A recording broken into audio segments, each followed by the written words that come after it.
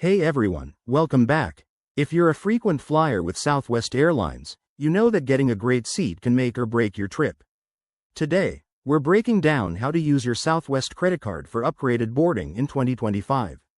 This feature is a game changer for avoiding middle seats and snagging extra legroom, and I'll walk you through it step by step. Let's dive in. First off, what exactly is upgraded boarding? It's Southwest's way of letting you board earlier than your assigned group, giving you better seat options.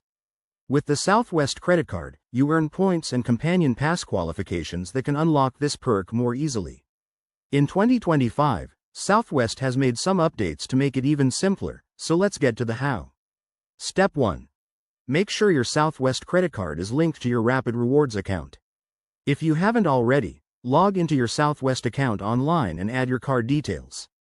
This ties your spending to points, which are key for upgraded boarding. Step 2. Earn the necessary points or status. For 2025, aim to hit the card's spending thresholds. Typically, spending $10,000 or more in a year gets you A-list status, which includes priority boarding. Use your card for everyday purchases like groceries, gas, and flights to rack up those points quickly. Step 3. During booking or check-in, check for upgraded boarding options. When you book a flight through Southwest's website or app, look for the upgraded boarding add-on if you have enough points. At the airport, if you're eligible via your card benefits, you can request it at the gate, but always check 24 hours before your flight for the best availability. One tip.